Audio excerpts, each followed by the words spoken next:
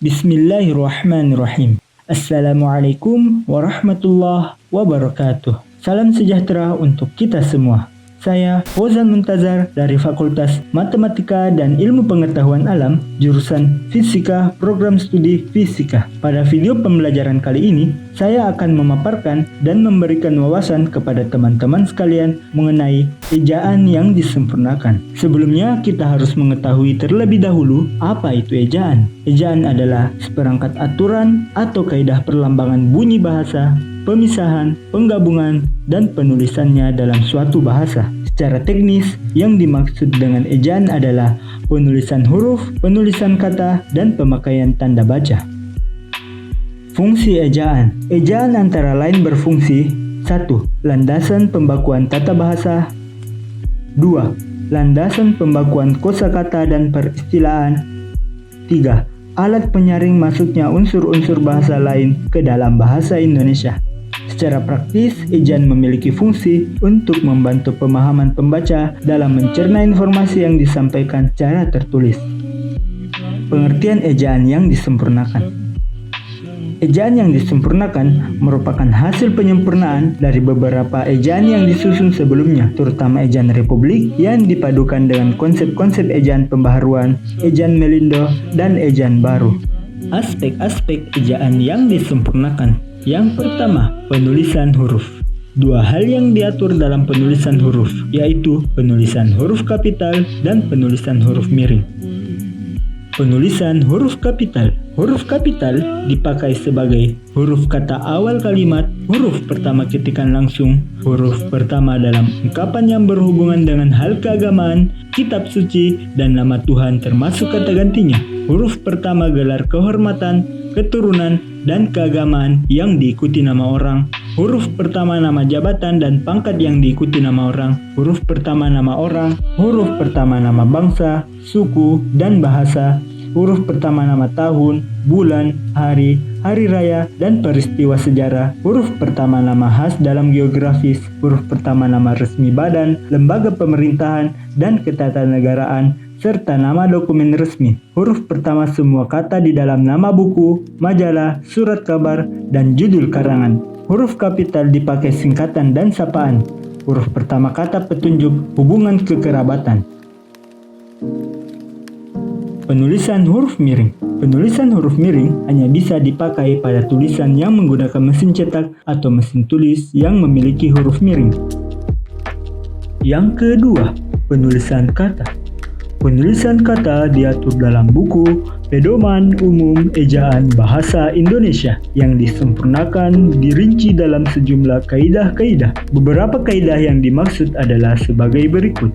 1. Penulisan kata turunan. Unsur-unsur imbuhan pada kata turunan yaitu awalan, sisipan, akhiran, dan kombinasi awalan dengan akhiran ditulis serangkai dengan kata dasarnya. Jika bentuk yang mendapat imbuhan itu merupakan gabungan kata awalan atau akhiran, ditulis serangkai dengan kata yang berhubungan. Sedangkan bentuk dasarnya yang berupa gabungan kata tetap ditulis terpisah tanpa tanda hubung. Gabungan kata yang sekaligus mendapat awalan dan akhiran ditulis serangkai tanpa tanda hubung. Contohnya, sebar, disebar, sebarkan, disebarkan. Yang kedua, penulisan kata ulang. Kata ulang ditulis secara lengkap dengan menggunakan tanda hubung. Kata ulang tidak saja berupa pengulangan kata dasar dan kata turunan, tetapi berupa pengulangan yang mendapat awalan dan akhiran. Contohnya, sayur-sayur, sayur-sayuran, sayur mayur. Yang ketiga, gabungan kata. Gabungan kata yang lazim disebut kata majemuk, dituliskan terpisah-pisah bagian-bagiannya. Contohnya, duta besar, Pancasila, Maha Kuasa ditulis serangkai karena Maha sebagai unsur terikat diikuti oleh bentuk kata dasar. Apabila yang mengikutinya bukan bentuk kata dasar, melainkan bentuk turunan, maka penulisannya dipisahkan. Contohnya, Maha spasi melihat. Gabungan kata yang dapat menimbulkan salah pengertian dapat dituliskan dengan menggunakan tanda hubung di antara bentuk yang menjadi unsurnya. Pemberian tanda hubung pada kata tersebut diletakkan di belakang unsur yang menjadi inti gabungan kata tersebut. Contohnya, buku sejarah baru, buku sejarah baru. 4. Kata ganti ku, kau, mu, dan nya. Kata ganti ini ada pertaliannya dengan aku, engkau, kamu, dan dia, dituliskan serangkai dengan kata yang mendahulinya. Contohnya, bukuku, buku aku, milikmu, milik kamu, kamu milikku. 5.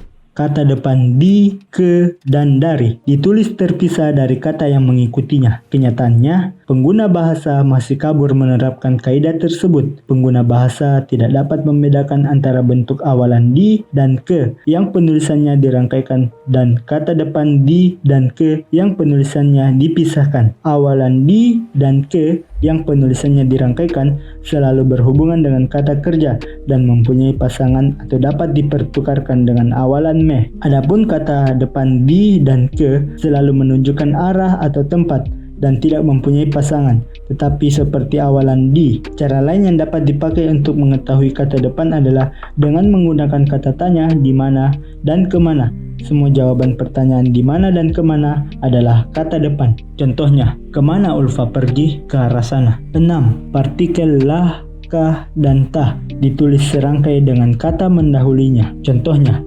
pergilah, benarkah? 7. Pemakaian angka bilangan. Apabila kita menggunakan angka Romawi, penulisannya tidak menggunakan ke. Sebaliknya, apabila kita menggunakan angka biasa, penulisannya disertai awalan ke. Di samping dua cara di atas, masih ada cara lain yang dapat kita gunakan, yaitu semua bilangan tingkat ditulis dengan huruf atau kata. Lambang bilangan yang dapat dinyatakan dengan satu atau dua kata ditulis dengan huruf, kecuali beberapa lambang bilangan yang dipakai secara berurutan, seperti dalam perincian atau pemaparan. Jadi, jika dalam kalimat itu terdapat satu bilangan yang dapat dinyatakan dengan satu atau dua angka, bilangan tersebut harus ditulis dengan kata, bukan dengan angka. Bisa kita lihat contohnya sebagai berikut. Aspek ejaan yang ketiga, penulisan unsur serapan.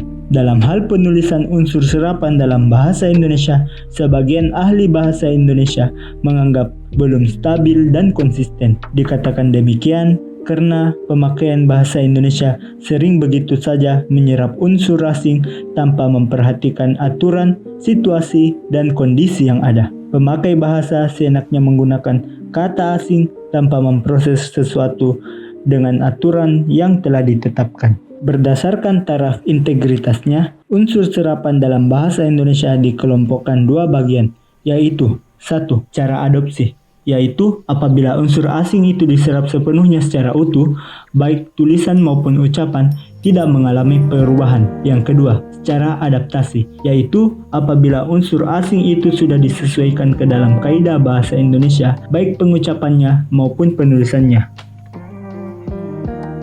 Aspek ejaan yang keempat, penggunaan tanda baca. Tanda baca merupakan unsur yang sangat penting dalam penggunaan bahasa tulis, terlebih lagi dalam tulisan resmi seperti pada penulisan karya ilmiah. 1. Tanda titik. Tanda titik digunakan untuk mengakhiri kalimat, memisahkan angka, jam, menit, dan detik, memisahkan nama penulis, tahun penerbit, dan judul buku dalam penulis daftar pustaka. 2. Tanda koma. Tanda koma digunakan untuk memisahkan unsur-unsur dalam suatu perincian, memisahkan kalimat setara yang ditandai dengan kata penghubung tetapi melainkan sedangkan, memisahkan anak kalimat dari induknya jika anak kalimat itu mendahului induk kalimatnya, menandai penghubung antar kalimat, memisahkan kata seru, memisahkan bagian-bagian alamat yang ditulis ke samping, mengapit keterangan tambahan. Ketiga, tanda tanya. Tanda tanya dipakai pada akhir kalimat tanya di dalam tanda kurung untuk menyatakan bagian kalimat yang diragukan atau kurang dapat dibuktikan kebenarannya. 4. Tanda seru. Tanda seru digunakan sesudah ungkapan atau pernyataan yang berupa seruan atau perintah yang menggambarkan kesungguhan, ketidakpercayaan, dan rasa emosi yang kuat. 6. Tanda titik koma digunakan untuk memisahkan bagian-bagian kalimat yang sejenis dan setara, memisahkan kalimat yang setara dalam kalimat majemuk sebagai pengganti kata penghubung. 7. Tanda titik dua. Tanda titik dua dipakai sesudah kata atau ungkapan yang memerlukan pemberian pada akhir suatu pernyataan lengkap bila diikuti rangkaian di dalam teks drama sesudah kata yang menunjukkan pelaku dalam percakapan, di antara jilid atau nomor dalam halaman, di antara bab dan ayat dalam kitab suci, di antara judul dan anak judul suatu karangan, tidak dipakai apabila rangkaian atau pemberian itu merupakan pelengkap yang mengakhiri pernyataan. Kedelapan, tanda elipsis. Tanda ini menggambarkan kalimat-kalimat yang terputus-putus dan menunjukkan bahwa dalam suatu petikan ada bagian yang dibuang. Jika yang dibuang itu di akhir kalimat, maka dipakai 4 titik dengan titik terakhir diberi jarak atau loncatan. Kesembilan, tanda garis miring. Tanda garis miring dipakai dalam penomoran kode surat sebagai pengganti kata dan, atau, per, atau nomor alamat.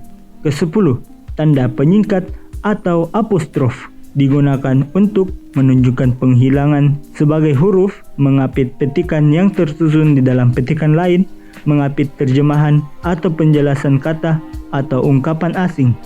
Ke-11, tanda petik. Tanda petik dipakai untuk mengapit kata atau bagian kalimat yang mempunyai arti khusus, hiasan, atau yang dikenal.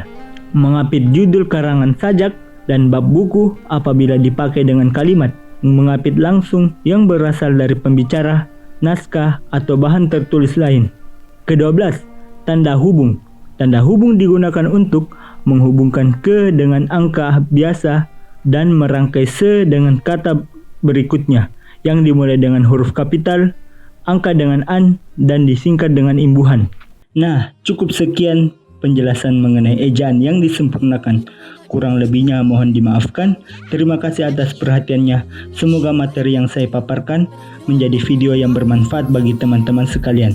Akhir kata, wassalamualaikum warahmatullahi wabarakatuh.